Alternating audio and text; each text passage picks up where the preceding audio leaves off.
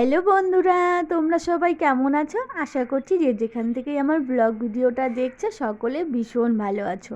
আমরাও খুব ভালো আছি। জানুয়ারি মাসের আজ 2 তারিখ, আজ হলো বৃহস্পতিবার।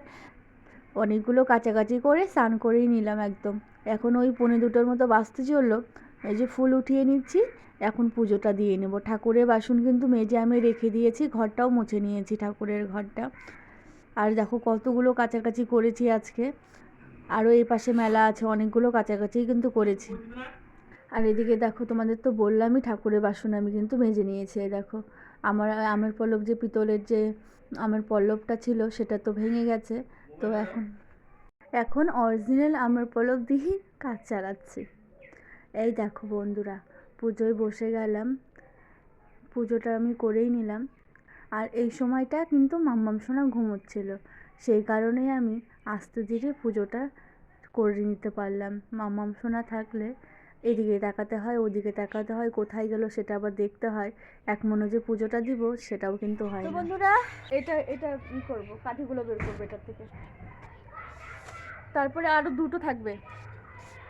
চলো, এগুলো পরশুদিন ধোয়া হয়েছিল, আজকে শুকিয়েছে।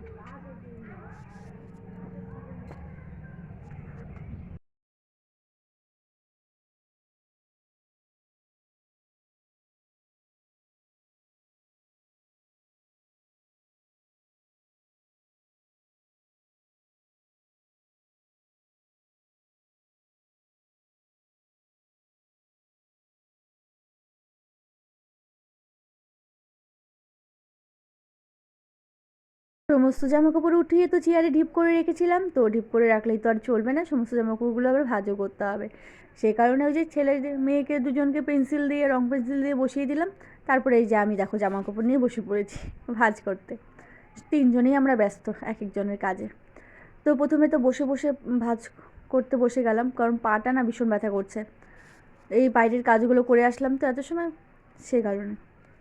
আর সব জামাকাপড় কিন্তু শুকায়নি, কিছু এগুলো আগের দিনের জামাকাপড় আছে সেগুলো শুকিয়েছে। আজকে যেগুলো ওই হালকা পাতলা যেগুলো ছিল সেগুলো শুকিয়েছে, কিন্তু মাম্মাম সোনা যেগুলো সোয়েটার, ফুল প্যান্ট ছেলের, এইসব কিন্তু শুকায়নি। পাশের রুমে তো তোমরা দেখতেই পেয়েছো, এর আগে দেখিয়েছিলাম রশি বাঁধা আছে, রশিগুলো এখনও খুলিনি জানো তো। তো ওখানেই কিছু মেলে দিলাম, আর কিছু ওই একচালা নিচে ওখানে যে রশি বাঁধা আছে ওখানে কিছু দিয়েছি। আর 2 দিন 3 দিন হলো তো রৌদ্রটা কেমন যেন ড্যাম ড্যাম, মানে এক রোদেই মোটা জামা কাপড় শুকাতেই চায় না। আর ঠান্ডার দিন বুঝতেই পারছো কত জামা কাপড়, না জামা কাপড় নেই নেই করি, কিন্তু সত্যি কথা বলতে জামা কাপড় কিন্তু রাখারও জায়গা নেই। আর ওই দেখো ভিজা মোজাটা এই যে শুকনো জামা কাপড়ের সঙ্গে চলে এসেছিলো, দরজার উপর রাখলাম। আর দেখো গামছাটা কেমনভাবে আছে, তো এটাকেও আমি সরাবো। তার আগেই যে মামাম সোনাকে না ভীষণ কাশি হয়েছে মামাম সোনার। আর জল ঘাটে তো তোমরা তো দেখতেই পাও, কাশির সিরাপটা এই যে খাইয়ে দিলাম একটু, তার আগে হাতে একটু শেক করে একটু তারপরেই খাওয়ালাম। আর দেখো ও না ওষুধটা খাওয়ানোর পরেই না মুখটা যেন কেমন করছিল, সেই কারণে আমি না এই ছেলের সঙ্গে একটু ইয়ার্কি করছিলাম যে আমি দাদাকেও খাওয়াচ্ছি। দেখো 7:30 বাজতে চললো, আজ তোমাদের দাদাভাই কিন্তু এখনও আসেনি। তো দেখো বলতে বলতে চলে এসেছে। কিসের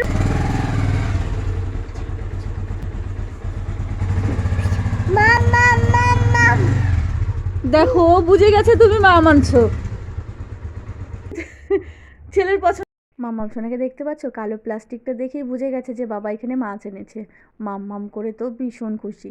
আর ছেলে দেখো কলার প্লাস্টিকটা নিয়ে চলে আসলে, এবার দেখো কত খুশি। ও কলা খেতে ছোটোবেলা থেকে ভীষণ ভালোবাসে। আর ছেলের আমার ফলের মধ্যে অনেক বাজ, কিন্তু ও আপেল খাবে না, শুধু ওই বেদানা খাবে আর কলাটা আর আঙ্গুর। ইদানিং এই বছর তোমার হচ্ছে কমলা লেবুটা খাওয়া শিখেছে। আর আমটা তো আমি ওকে এখন পর্যন্তও খাওয়াতেও পারি না। আর দেখো তোমাদের দাদাভাই আমাকে কলা ছুলে আবার দিয়ে গেল, না বলার তো কোনো প্রশ্নই নেই, না বলা যাবে না, হ্যাঁ দিয়েছে মানে নিতে হবে, মানে এরকম একটা ব্যাপার। আর দেখো মেয়ে এখানে আমার রান্নাঘরে এখানে ঘোরাঘুরি করছিল, আমি বললাম যাও বাবার কাছে যাও। মাছটা আমি কলপাট থেকে ভালো করে ধুয়ে হলুদ লবণ দিয়ে মেখে, এই যে তেল গরম হয়ে গেছে ছেড়েও দিয়েছি। আর এখানে এই যে মেখে রেখেছি, ভাত বসিয়ে দিলাম আমি সাইডে। আর ছেলের আমার খিদে পেয়ে গেছে, বারবার ঘোরাঘুরি করছে। আর আমাদের তো বেশিরভাগ মাছ বাজার বলো, মাংস বাজার বলো, বেশিরভাগ রাতেই। আর রবিবারে ছুটির দিন থাকে, রবিবারে দুপুরে মানে সকালে বাজার নিয়ে আসে, দুপুরে রান্নাবান্না করে খাওয়া দাওয়া হয়। তাছাড়া আমাদের রান্না ওই দু টাইমই হয়, সকালে আর রাতে। তোমাদের দাদা ভাই সবাইকে দেখছে, ছেলে আর মেয়েকে। এই ফাঁকে আমি রান্নাটা করে নিলাম। ঝোলটা এই যে প্রথমে তো 1 খোলা মাছ দিয়ে দিয়েছিলাম, হয়ে গেছে। তো মাছটা আমি নামিয়ে নিচ্ছি। এপাশে ভাতটাও হওয়ার মধ্যেই এদিকে আমি মশলাটাও কিন্তু পেস্ট করে নিয়েছি, সবজিগুলো সমস্ত কিছু যেগুলো আমি মাছে দেবো তো বানিয়ে নিয়েছি। আজকে কি করব বলো তো, একবারে ঝোলটা একটু ভারী করেই নামাবো যাতে সকালে হয়ে যায়। তো দুবেলার জন্য সব মাছগুলোই দিয়ে দেবো। এখন তো ঠান্ডার দিন, নষ্টও হবে না, সে ওরকম কোনো চিন্তা ভাবনা নেই যে নষ্ট হয়ে যাবে।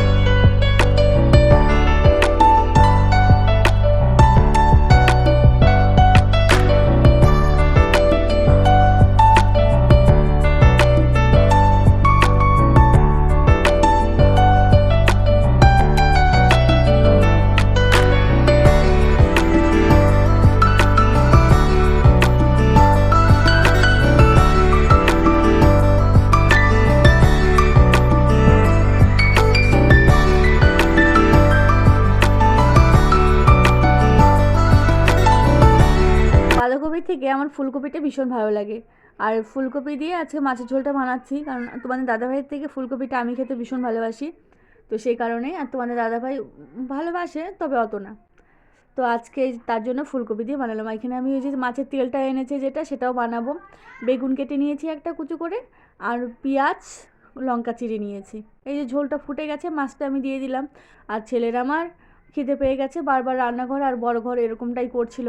মাছ আনলে সময় লাগে একটু ধুতে, বাছতে, রান্না করতে। ছেলে তো আর একদম বুঝতেই চায় না, তো বারবার এই রান্নাঘরে মা হয়ে গেছে হয়ে গেছে এরকমটাই করছিল। আর এখানে দেখো, তোমাদের তো বললাম মাছের তেলটা আমি ভেজে নেবো। এই দেখো, আর অল্প মুড়োটা ছিল না ছোটো, তো সেটাকেও দিয়ে দিয়েছি। খেতে কিন্তু বেশ ভালো লাগে, আমি মাঝে মধ্যেই এমনটাই করি। ঝোলটা অনেকটা ফুটে গেছে, তবে এবার ধনেপাতা যেটা কুচিয়ে রেখেছি সেটা দিয়ে নামিয়ে দেবো। আর তেল ভাজাটাও আমার কিন্তু হয়ে গেছে মাছের। এ দেখো, ধনেপাতাটা দিয়ে দিলাম। এবার হয়ে গেছে, গ্যাসটা অফ করে দিয়েছি। চলো এবার খাবারটা আগে তো প্রথমেই ছেলেকেই বের দিয়ে দিলাম, বারান্দায় খাচ্ছে ও। আর এবার তোমাদের দাদা ভাইয়েরটাও দিয়ে দিলাম। আজকে না আমরা অনেক দিন পর আবার বারান্দায় বসে কিন্তু খাবারটা খাবো। তো আমি এখনই বসবো না, কারণ মাম্মাম সোনাকে না আমি একটু খাওয়াবো, তারপরে আমি বসবো, তাহলে একদম পরিপূর্ণ হয়ে যাবে।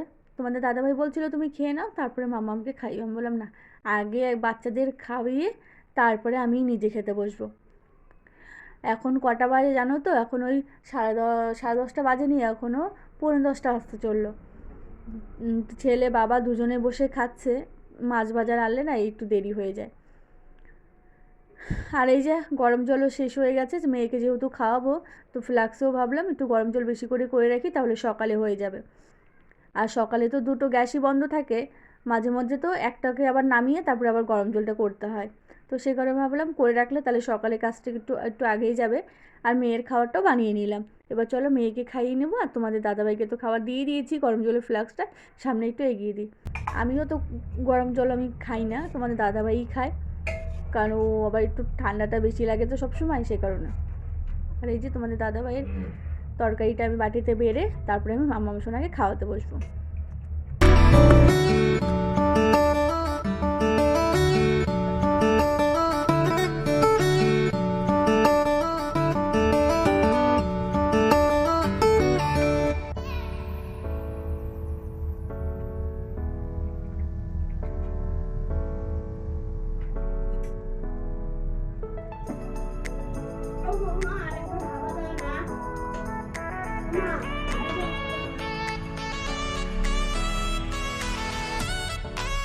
সকালে আর দুপুরে একসঙ্গে না খেতে পারলেও রাতে কিন্তু আমরা সবসময় দুজনে একসঙ্গে খেতে বসি।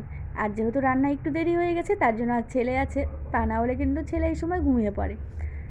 তো বন্ধুরা, তোমাদের দাদাভাইকে খাবারটা দিয়ে দিলাম। এবার আমিও মাম্মাম সোনাকে খাইয়ে তারপর আমি খেতে বসে যাব।